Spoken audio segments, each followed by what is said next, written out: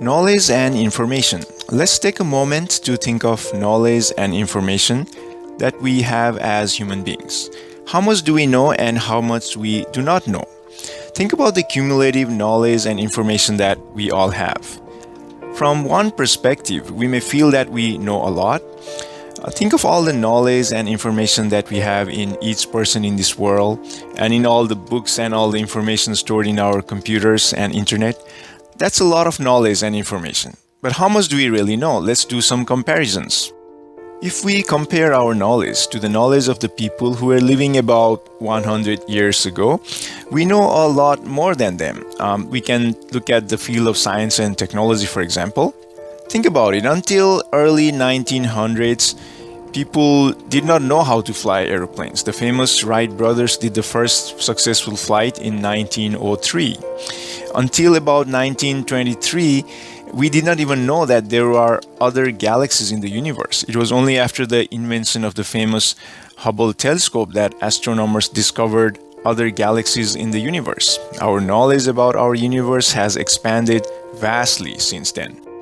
The DNA in our living cells was discovered in 1953, and that has significantly changed our understanding of living organisms. Now, those are just some of the major inventions and discoveries in the past century or so, but again, there are certainly many others, and not just in the science and technology field. Now, what about the things that we don't know? Let's take a moment to think about knowledge and information that human beings will have, let's say, in the next 100 years in future. With the way things are progressing now, think of how much knowledge they will have even 100 years from now. Think of the technologies and the new things in nature that they would have discovered by then. And then look back at the people living in today's world from their viewpoint. Perhaps they will feel that they know a lot more than we do. They will be able to point out many things that we don't know at this time.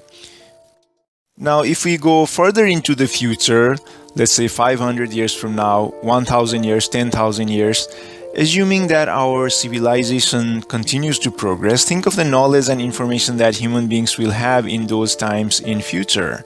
It is beyond our imagination. And if you look back at ourselves from their perspective, how much do we know compared to them? I would say we know very little compared to them. So this is a good reminder to all of us that what we know is very little compared to what we do not know. And an important part of our knowledge and wisdom is to have the awareness that there are many things we don't know.